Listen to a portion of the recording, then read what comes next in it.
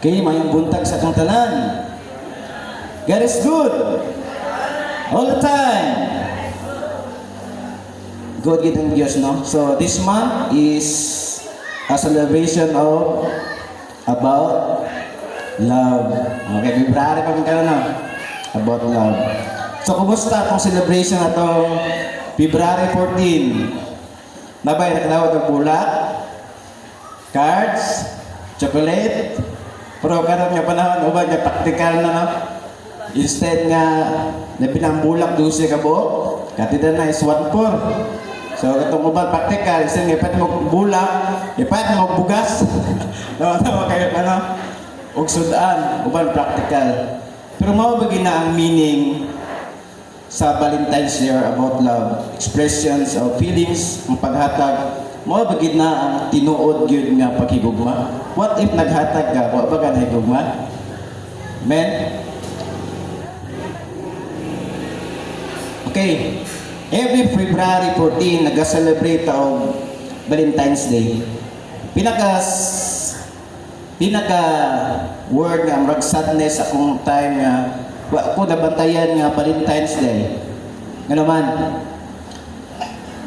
wa ko kabalo tingala ko February 14 namin nagahatag bulak dito ko sa ospital kay kung tatay na kumatos ba. Then ako nagbantay sa ospital, tingala ko namin mga bulak na panghatag itong na sakit. Wa ko kabalo dahil nga February 14 na gay. Malimtan na nimo ang panahon about love kung nagas mga problema. Namatay ang tatay February 16. Namatay siya. So 10 years so magula sa 10 years. Pero di ko kaingon nga February kanang 16 is di po maayo. Kay na-hire po ko sa akong pagtrabaho karon January 16. Men, na po may kliente nga namatay ang mama January. Iya pong isuod, namatay po January. Niya, birthday po sa iyang katong namatay. Ug ito yung anak po January. Naingon siya, malas kining bulan nga January. Kaya ko dili siya malas. Na timingan lang yun. Walay malas nga adlaw ug bulan. Karon naga-celebrate ta og February 14, naghatag bulak, chocolate, apangutana, naga-celebrate ka. Usa ahaday nagsugod ang Valentine's Day. Hatag ka asa historya na. Akong research ang history sa Valentine's Day para na mo idea. Ang story sa Valentine's Day kini Saint Valentin. Si Valentin na pangalan usa sa kapari, Christian priest nga nagpuyo dito sa Roma during sa 3rd century under ni Emperor Claudius II sa Roma. Karon ang imperyo nagatuo siya nga mas better ang single nga soldier than sa minyo. Kaya kung soldier ka, ikaw sundalo soldier ka, wala kay huna-hunaon kung tayo og gira. Pero kung minyo ka, wati mga nakay imong asawa, huna-huna ba ka sa gira? Nasa imong pamilya imong huna-huna. Munang iyag yung mas better daw ang ilotaw single nga sundalo. Karon kung sa iyang gibuhat, kay wala pa may karon kay wala pa man toy kanang unitarian ba kung sa pagbuot sa emperor way kay mo mahimo nahitabo nga ban usa nga ban walay mahitabo nga minyo way kasal sa anong panahon way kasal giban niya para wala kay magminyo. He banned marriage for young men, but Valentin believed that marriage was secret, an act of love blessed by God. Men, nagatuo siya nga secret ang kaminyoon o blessing gikan sa Dios. So mo tayong ito wala sa nituman ni Emperor Claudius. So yang gibuhat secretly he continued to perform wedding for couple who were in love. Nahitabo ang sekreto nga kasal. Dapat po sa panahon kay handa. Sekreto lang ba sila sa tulo. So namin niya ang tunang wala ikabalo si Claudius. Pero ingon pa, way sekreto nga dili mo bulgar. The emperor discovered this. Valentin was arrested and thrown into prison. Naibalaan ni Claudius na priso si Valentin. Tanaw to kung priso rin iyang abdan.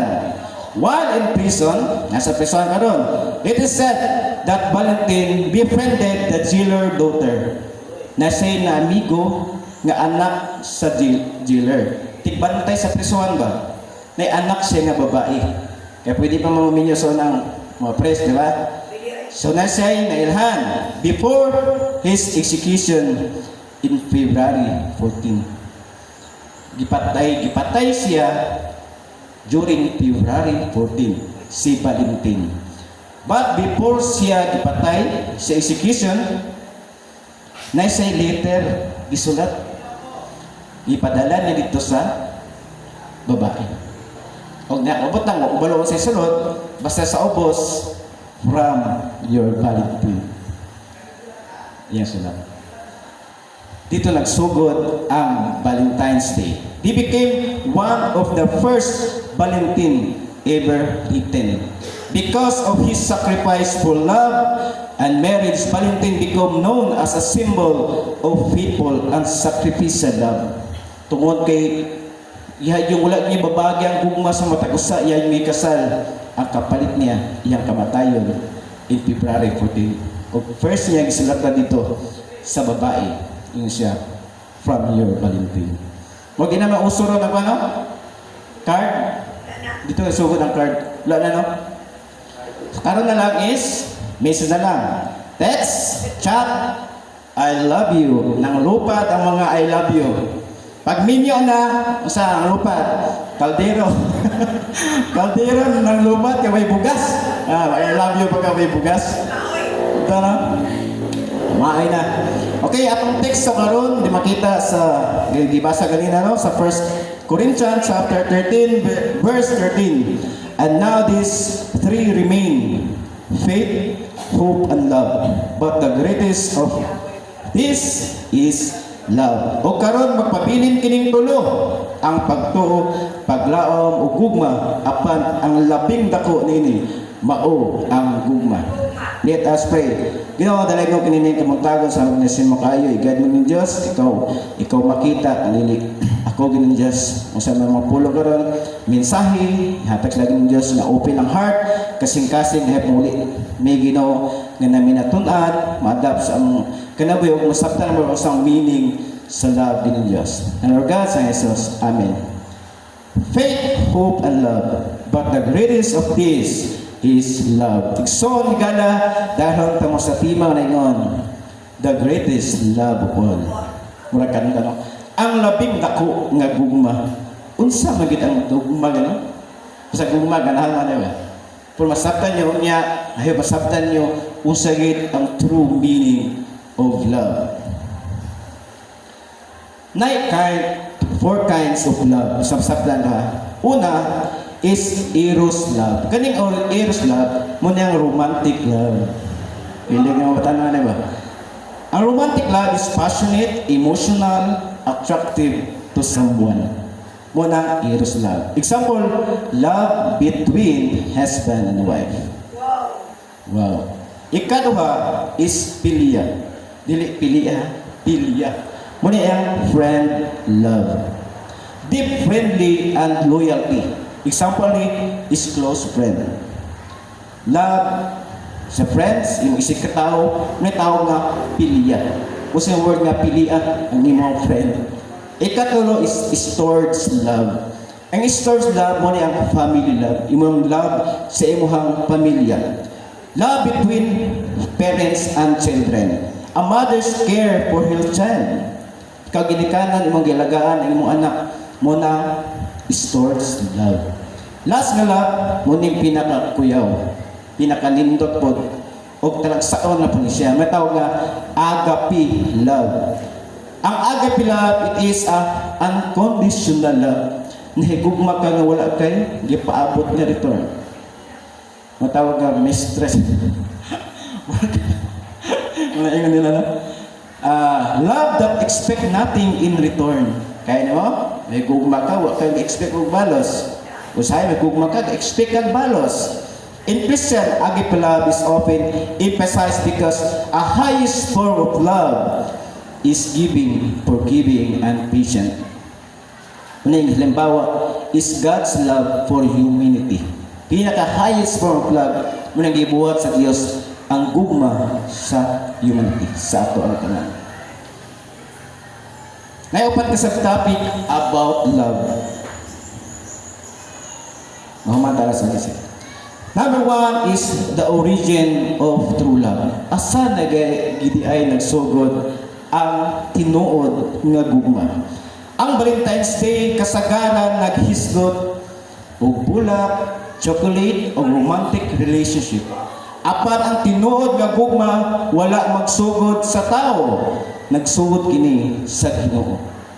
Ang sugod ang origin love is from God. John 3:16, kay gihigugma pag-ayo sa Dios ang kalibutan, for God so loved the world that He gave His only begotten Son.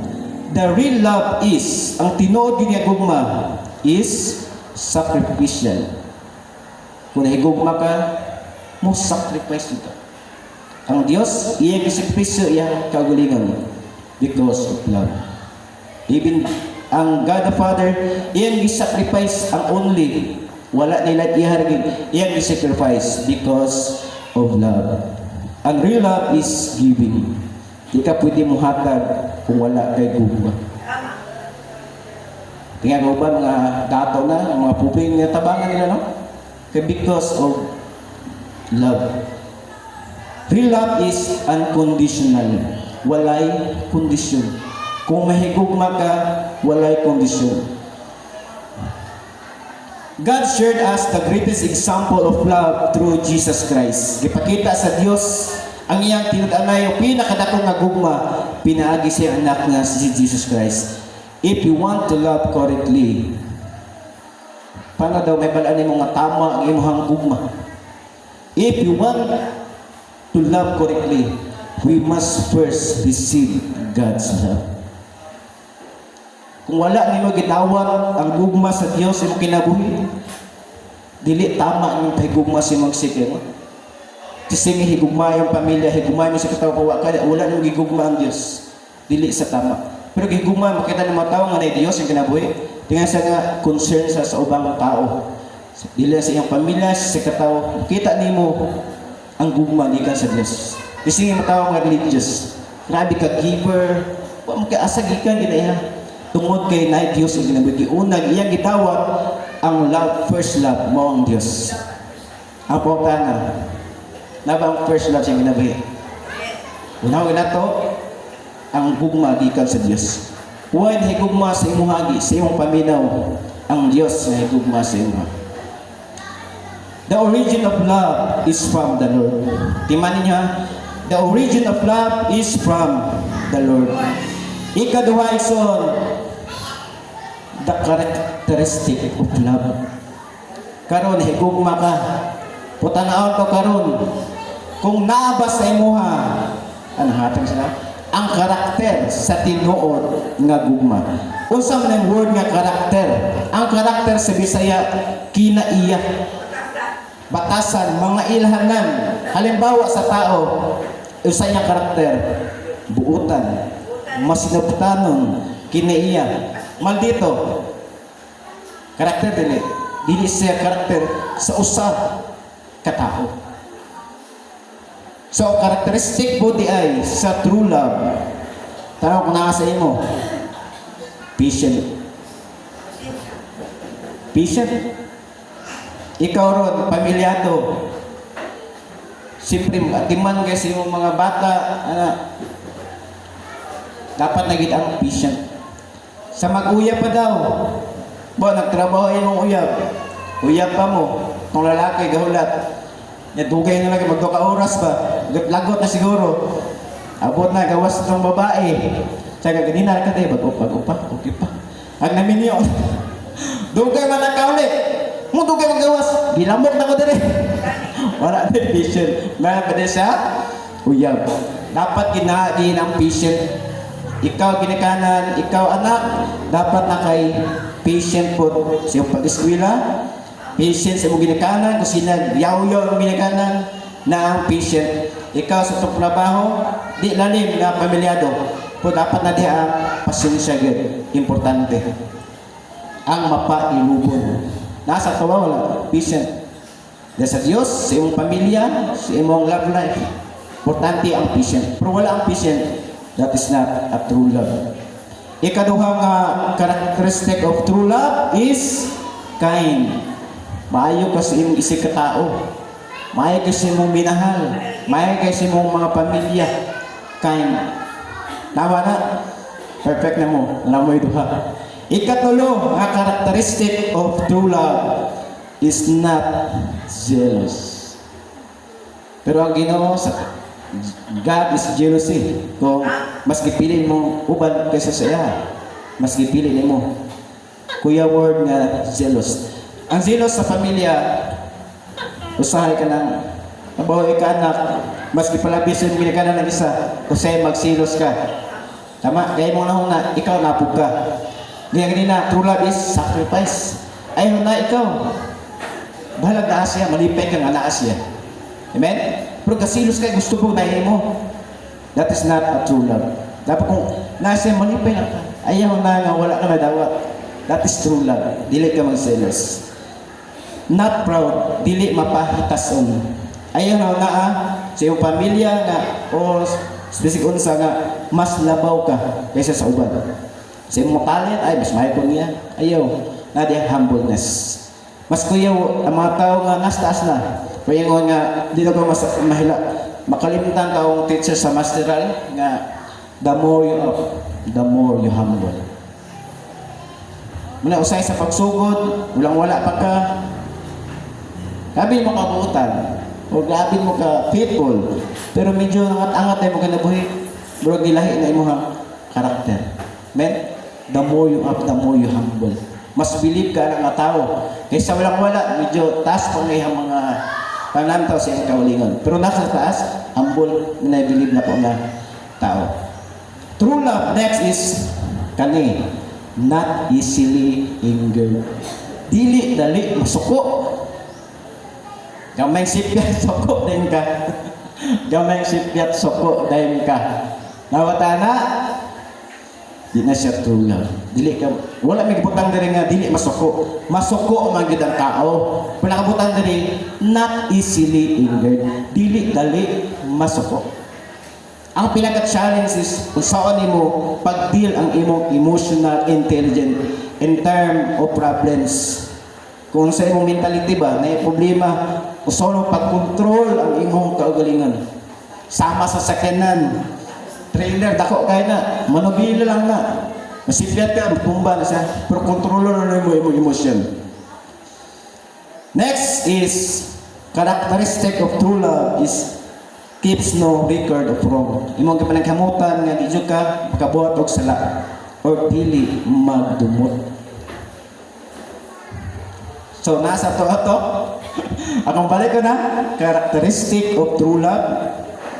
Na nasa Biblia, patient, kind, not jealous, not proud, not easily angered, and keeps no record of wrong.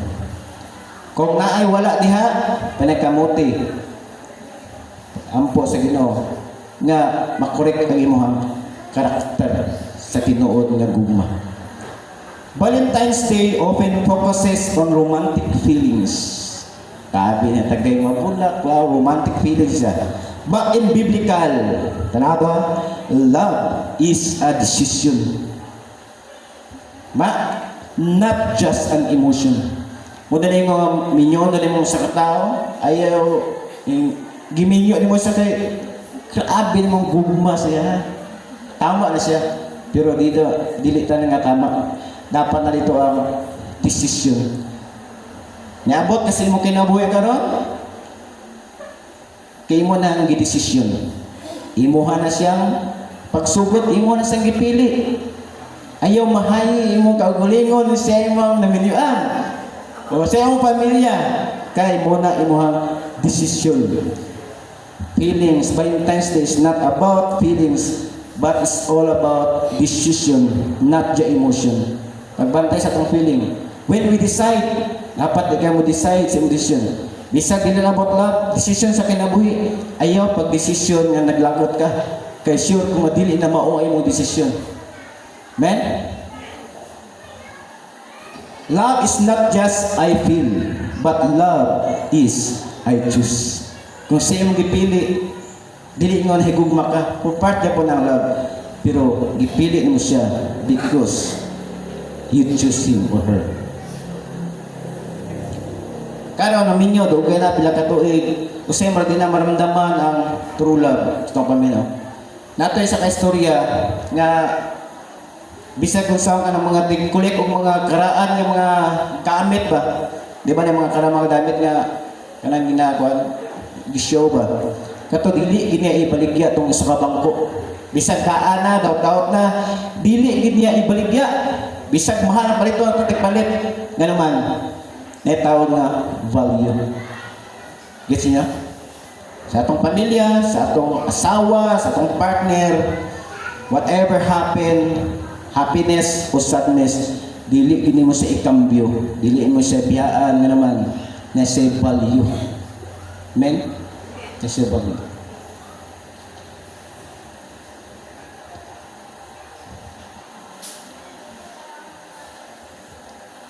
Next is motong characteristic of the true love. Ikatulo, love in relation. Ang gugma sa relasyon. Unsa kini gugma sa atong relasyon? Whether husband and wife, engaged couples, young people, and family member. Unsa kini love in relationship? Halimbawa ni the story of Ruth. Sa libro sa Ruth. Kuyaw ginang gugma ni Ruth, makita niya. Ang story ni Ruth, diya sa libro ni Ruth, na dakong kagutom dito sa Bethlehem. So si Elimelech may asawa ni Naomi. So naslay duha ka anak nga lalaki. Tungod sa famine o kagutom dito sa Bethlehem, they decided nga magpuyo dito sa Moab.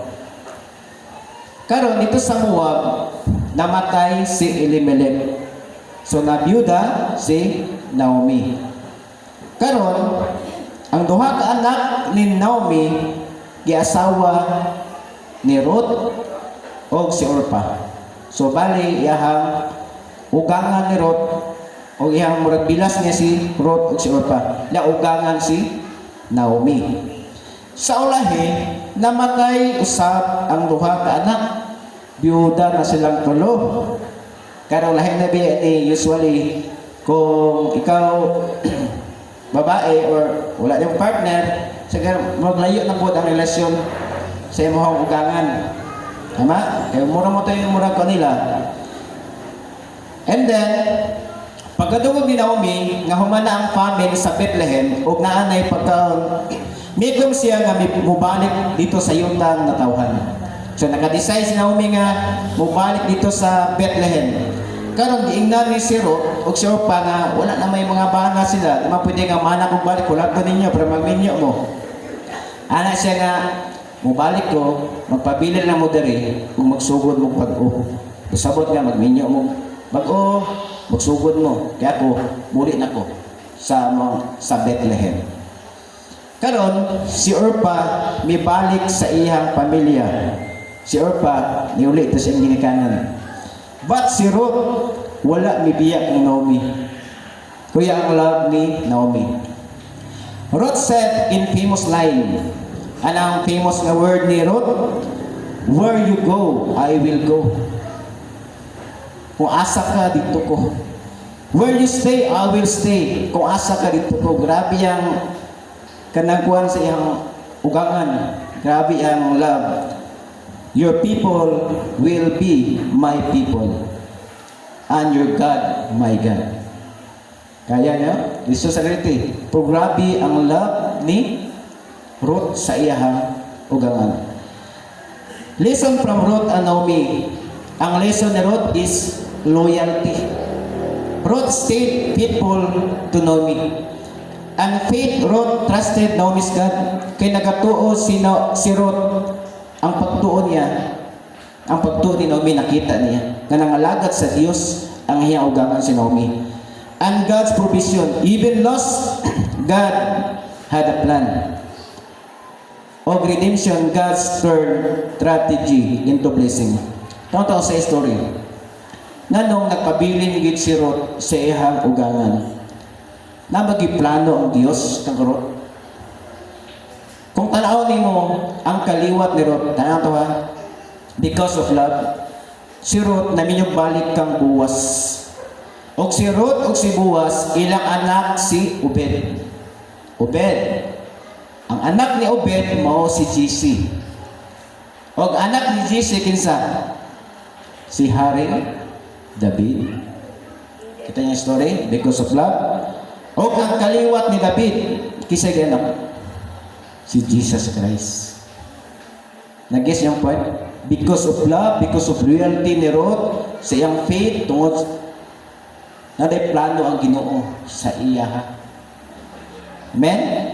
Because of love. The story of Ruth shows loyalty and commitment.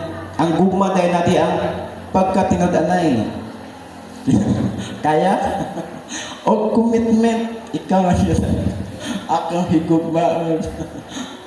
Akong kabuto ng bulan, ng akong ipurong-purong na black ang minyo na. Diba? Isa din ang word na loyalty and commitment. Pero kaya ni mo na kung na Diyos imo kinabuhi. Ikaw lang di mo na kaya. Ruth choose faithfulness even it was difficult. Ikaw, gangan mo, naglisod na. Yaan ako na, oy, magita ko panginabuyan. Pero even difficult, nakita sa una, hayahay pa man sila. Nagminyo si Ruth, kung naglisod na may yung ugangan, yung ibiyan na wala. Even naa o wala, even difficult, naa siya, iyang loyalty and commitment, even in difficult time. Sabot ang love, dili ingo nga hayahay ang kinabuhi, even difficult time, magpabilin ka. True love is faithful. True love is pure. And true love is God-centered. Ang tulo, na ang faithful, ang pure, o nagit ang God-centered. Sa mo kinabili. Sama ni Ruth. Love in relationship. Last, the greatest Valentine's gift. Di ba? Kung Valentine's, naghatag na mo bulak. Si unsa pa, banding-banding. Kami kay, nga kami sa gawas. Natay-hatag kami bulak. Wapong gyud pag mahatag kay na something kon ba. Pero tanaw na ginato, pwede na mo basihan is the true love. Unsa gid ang the greatest Valentine's gift? The greatest gift is not a card. Greatest Valentine's gift is not the money. Valentine's gift is not a roses. The greatest gift is forgiveness. Nabuhat niya itong February 14, wala. Basi ka na pakita lang na February 14, pagka bugno na. Bugno na. So dapat, February 14, dila February 14 na, is forgiveness mo. Itong pinaka-greatest Valentine's gift ang imong pagpasaylo. Dili lang sa imong kalabuan, kundi sa imong pamilya, sa imong magsuon, sa imong ginikanan, kung na kay nasilo di mayo. Mo itong pinaka-greatest gift is forgiveness. O dili lang na, agapilab, imong pagpasaylo sa imong masala sa Dios. Forgiveness. The greatest gift is commitment. Basta February 14, mag-commit ako magbago. Commitment. Tante gina. Next is prayer. Mag-simple na word ni prayer, no? Usay pinaka-the best. Bulak, flower, hatag nimo or prayer. Bukid lang ang hapon. Pero prayer is very, very powerful. Nari ang peace of mind, provision, tanan ang prayer. Ano man, kung power ang prayer. Kaya Ginoo, usay wa kay gipay nagtaga dili. Wa magagipangayo. Pagata mo Lord, February 14, kalinaw sa pamilya, financial, mayong panglawas, safety, prayer. The greatest Valentine's gift is a heart surrender to God. Surrender nimo ang imuhang kinabuhi dito sa Dios. Ang imong mga problema, na yung mga problema mo wa na kalutsan. Isurrender nimo sa Dios tanan yung problema, tanan, mga pinahanglan, mga utang, mga kinahanglan, mga payronon, isurrender nimo sa Ginoo. Motong gift nimo ihatag sa Dios. If Jesus is at the center of your heart, your love will last. Kung na kay gugma, wa kay Dios, di ka mo lahutay. You will feel. Pero kung na kay Dios, your love will last. Walay kahumanon. Valentine's Day, dili na nato ipakita ang atong gugma sa date nga February 14. Kundili atong ipakita adlaw-adlaw. Di ka higugma lang kanina, higugma lang sa nga February 14 lang, kundi sa matag adlaw, imong ipakita ang gugma sa imong binahan, sa imong mga anak, sa imong pamilya. Dili yung naalang, even difficult time, ipakita nimo imong gugma. Ang word nga gugma is sacrifice sa imong gugma. Na yung word nga sa usa ka pamilya, sa mag-asawa o bana o anak. Siguro kung dalaga pa kay lutaw na kay dreams, mo ni mong ideal nga maminyon. Mo yung asawa, mga anak, mo ni mo ang dreams nga pamilya. Pero what if dili mao? Naga pa rin mga lahat, dili. Ang iyong partner, wala gihatag sa imo 100% nga ideal nimo sa usa ka tao. 80% na siya. Ang 20% wala sa iya. Busa, ayaw pangitaa ang 20% sa uban na wala sa iya. Amen? But you enjoy the 80% na nasa iya. Naagi na sa 80% nga naa. Ayaw pita sa uban na wala sa iya. I-enjoy ang 80% nga naa sa iya. Kaya ang 20% nga kulang ang Dios. Walang wala gihatag sa Dios ang partner sa imo 100%. Tungod kay ang kulang naa sa Dios. Amen. I-enjoy. Unya pag uli, boy mo asawa anang isa, lagi na maayo na sa iya. Enjoy to nimo. Ay pita sa uban ang wala sa iya. I-enjoy nimo ang 80% nga gift nga gihatag sa Dios. Conclusion, a Valentine's Day dili lang para sa romantic nga gugma. Kini usa ka pahinumdom nga ang Dios mao ang gugma. Nahigugma kita tungod kay siya una nahigugma kanato. Ang tinuod nga gugma nagpakita kang Kristo. God is love. We love because He first loved us.